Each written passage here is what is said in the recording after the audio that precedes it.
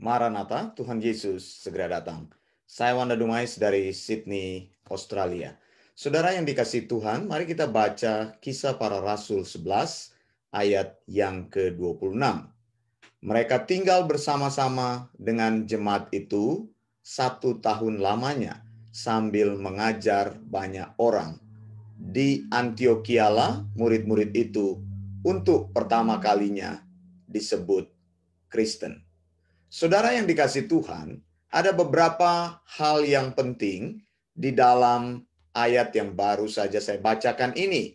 Pertama, ada kata jemaat di situ, lalu ada kata mengajar di situ, lalu ada kata murid-murid, dan ada kata Kristen.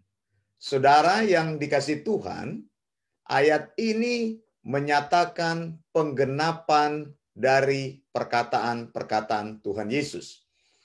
Ketika sebelum Tuhan Yesus berpisah dari murid-muridnya, sebelum dia terangkat ke surga, dia sudah memberikan perintah kepada mereka bahwa mereka harus pergi, mereka harus memberitakan Injil sampai kepada seluruh dunia. Wilayah jangkauan pelayanan murid-murid dikatakan sampai ke ujung dunia. Saya mau jelaskan ini bahwa ujung dunia yang dimaksud adalah mengajar orang untuk percaya, yaitu orang-orang di luar Yahudi. Jadi yang dimaksud dengan ujung dunia itu menyampaikan Injil kepada orang-orang di luar orang Yahudi. Nah, kalau kita melihat dalam Kisah Rasul pasal 11 ayat 26, kenyataan perkataan Yesus dibuktikan dengan orang-orang yang ada di Antiochia ini, mereka menjadi percaya. Orang-orang di Antiochia ini, jemaat di Antiochia ini menjadi jemaat yang pertama sekali dari orang-orang yang percaya Yesus di luar daripada orang Yahudi. Saudara, dikatakan di sini bahwa ada jemaat. Kata jemaat itu dengan jelas menunjuk kepada eklesia, bahwa mereka dipanggil dari dunia ini masuk kepada suatu sistem yang baru. Nah, saudara yang dikasihi Tuhan, dikatakan juga oleh Alkitab bahwa di dalam jemaat ini Paulus dan Barnabas mengajar jemaat tersebut. Jangan bayangkan jemaat ini berada di dalam gedung yang besar. Jemaat ini adalah jemaat yang berada di rumah. Jadi orang-orang yang disebut jemaat itu adalah orang-orang yang dipanggil keluar dari dunia ini datang kepada terang Kristus. Ada kata-kata yang menarik di sini. Di Antiochialah murid-murid itu untuk pertama kalinya disebut Kristen. Sebenarnya bukan disebut, saudara. Kata yang lebih tepat diucapkan di dalam ayat ini atau diterjemahkan di dalam ayat ini adalah di Antiochialah murid-murid itu untuk pertama kali dipanggil sebagai Kristen. Kita menemukan kata Kristen di sini. Kalau kita belajar di dalam sejarah, ini kira-kira terjadi 10 tahun sesudah Yesus naik ke surga. 10 tahun sesudah peristiwa penyaliban Yesus, kematian Yesus, kebangkitan Yesus, dan kenaikan Yesus di surga. Dan Antiochialah pertama-tama dikenal sebuah istilah yang disebut dengan Kristen. Saudara yang dikasihi Tuhan, istilah Kristen ini tidak timbul dari murid-murid. Karena kalau kita baca di situ, murid-murid. Jadi orang-orang yang percaya kepada Kristus, mereka biasanya memakai kata murid-murid. Mereka biasanya memakai kata brethren atau saudara-saudara. Mereka biasanya memakai kata orang-orang yang percaya kepada pengajaran Yesus. Tapi tidak pernah disebut dengan Kristen. Mereka menamakan diri mereka sebagai jemaat. Nah, saya mau memberitahu kepada saudara kata Kristen ini sebenarnya dari gabungan dua kata Christian ini, yaitu dari kata Christ dan kata Ian. Ini kata Christ ini adalah menunjuk kepada Kristus, nama Kristus. Kata Ian ini dari bahasa Latin.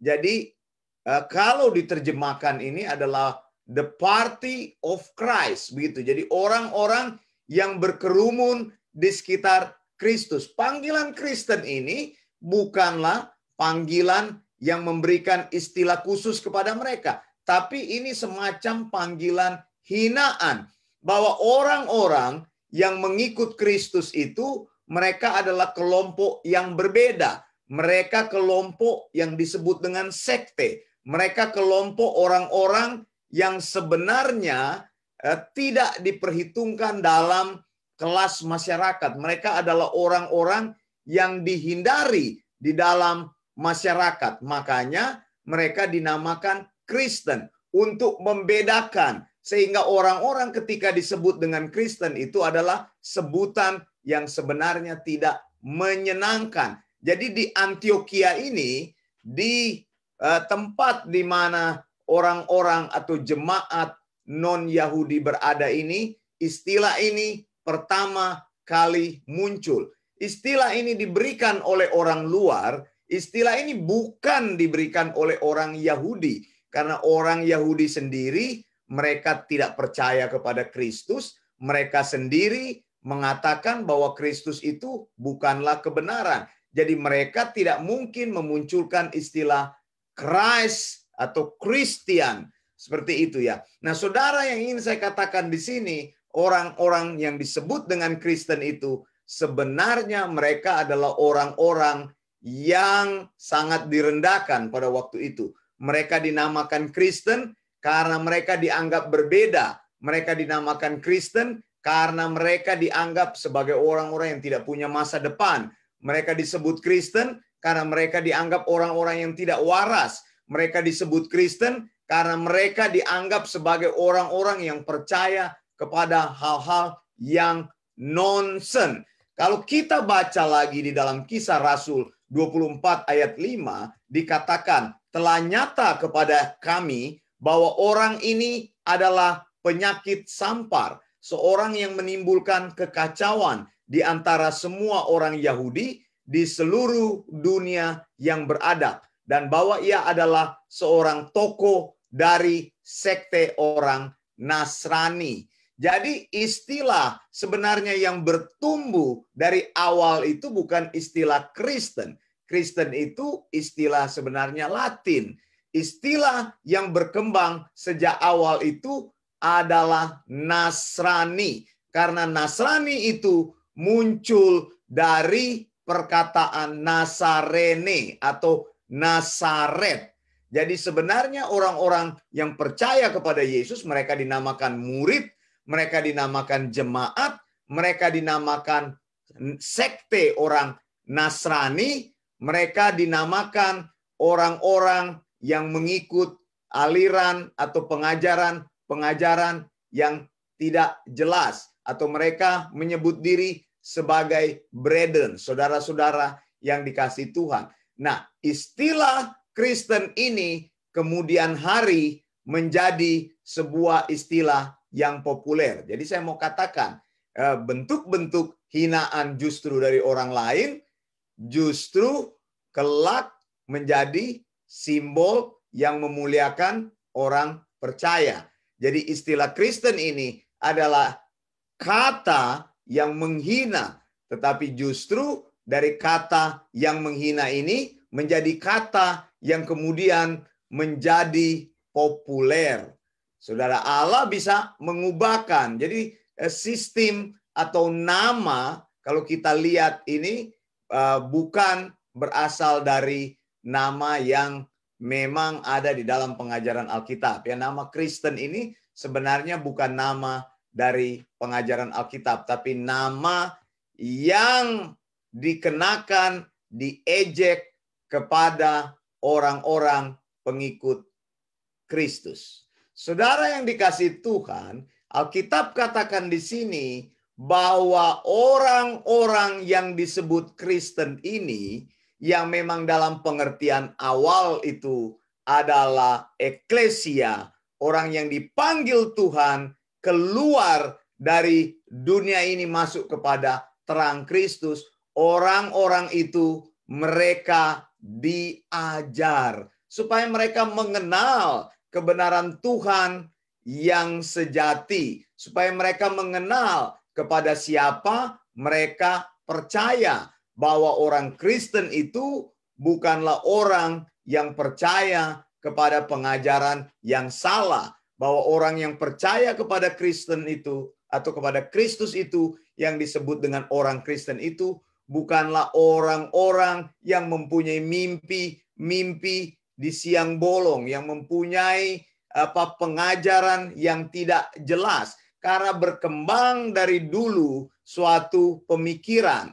Misalnya dalam Yohanes 1 ayat 46 dikatakan, kata Natanael kepadanya, mungkinkah sesuatu yang baik datang dari Nazaret?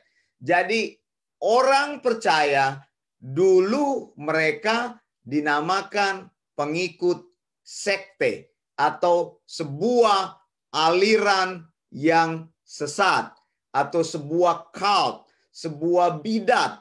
Dan bidat itu adalah bidat yang muncul dari Nazaret. Makanya kita disebut dengan Nasrani. Jadi istilah Nasrani itu memang istilah yang sudah tumbuh dulu karena orang Yahudi marah kepada Yesus yang membawa pengajaran di luar pemahaman iman mereka. Jadi memang sudah sejak dulu mocking itu atau hinaan itu atau kata-kata yang tidak baik itu ditimpakan kepada orang percaya. Makanya orang percaya perlu belajar tentang kebenaran Tuhan supaya mereka tahu mereka berdiri di atas fondasi yang benar, bahwa menjadi Kristen itu adalah sebuah kehormatan karena dipanggil oleh Tuhan sendiri, karena dipilih oleh Tuhan sendiri, dipisahkan dari dunia ini untuk membawa perubahan kepada dunia ini. Amin, saudara. Jadi bagaimana mungkin kalau kita membawa perubahan, kita sendiri tidak terpisah dari dunia ini? Bagaimana mungkin kita membawa perubahan pada dunia ini, kita sendiri masih menjadi bagian dari dunia ini? Jadi menyandang nama Kristen itu adalah menyandang sebuah semacam sebuah tanggung jawab yang besar sekali. Begitu zaman dulu orang sudah melihat pengikut Kristus ini sebagai sesuatu yang berbeda. Makanya mereka katakan orang-orang ini disebut dengan Kristen atau Christian, dari kata Christ and Ian itu artinya mereka party of Christ ini, bahwa orang-orang ini hanya orang-orang yang bermimpi-mimpi di siang bolong. Orang-orang ini tidak patut dipercaya, bahwa orang-orang ini kelompok-kelompok yang sebenarnya aneh bagi masyarakat umum pada waktu itu. Berbahagialah kita kalau kita dipanggil Tuhan menjadi jemaatnya. Berbahagialah kita kalau kita dikeluarkan dari dunia ini masuk kepada terang Kristus yang sejati. Memang jemaat Tuhan, memang orang-orang yang percaya pengajaran dari Nazaret itu adalah orang-orang yang berbeda. Kalau kita sudah menjadi berbeda, jangan berusaha menyamakan diri dengan dunia ini lagi. Jangan berusaha mengkompromikan perbedaan yang kau miliki dengan persamaan yang ada di dalam dunia ini. Sudah jelas menjadi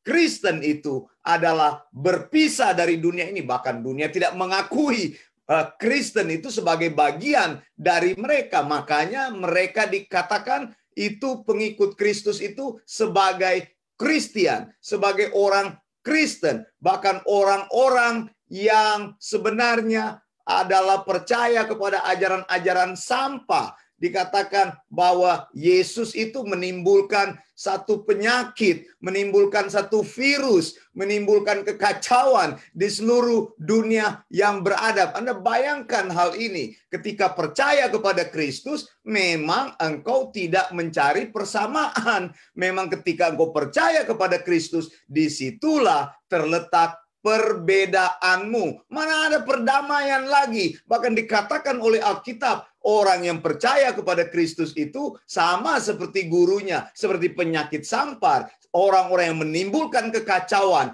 orang-orang yang membawa kekacauan di dunia yang beradab, bahkan disebut dengan orang-orang yang percaya kepada sekte, kepada pengajaran yang berbeda, pengajaran yang umum. Mereka percaya kepada pengajaran yang tidak biasanya. Dan mereka itu adalah kelompok-kelompok yang dihindari oleh kebanyakan orang.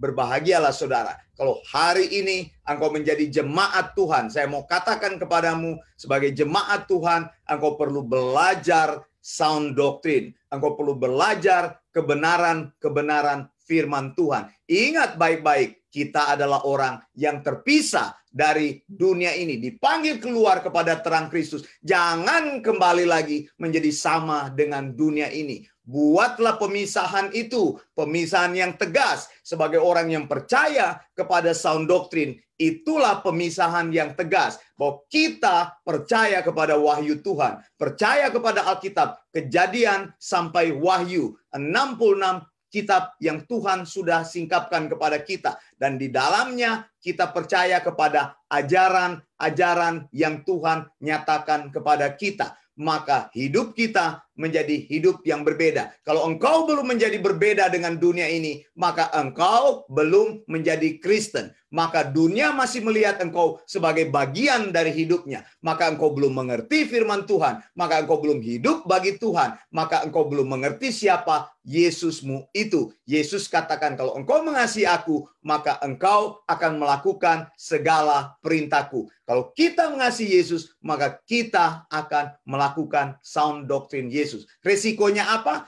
Resikonya engkau dianggap sebagai penyakit sampar, engkau dianggap sebagai orang yang menimbulkan kekacauan. Saya menantang kepadamu, kalau engkau percaya kepada Kristus, engkau harus punya prinsip-prinsip yang berbeda. Kalau engkau takut kepada hal-hal yang tidak kompromi dalam hidupmu, engkau cenderung berkompromi, maka engkau tidak layak disebut orang Kristen. Karena orang Kristen berdiri teguh di atas kebenaran firman Tuhan, kebenaran yang tidak berubah, kebenaran yang satu-satunya, berani mengambil sikap. Kalau engkau masih tunduk kepada keputusan orang banyak, engkau masih takut mengikuti Yesus, engkau tidak layak ikut baginya. Karena engkau harus mengikut dia, mengikut dari dekat, mengikut Yesus. Engkau harus mengikut dia dengan segenap hatimu. Bukan engkau mengikut Yesus tapi kompromi pada kebiasaan-kebiasaan yang ada di dunia ini. Kristen artinya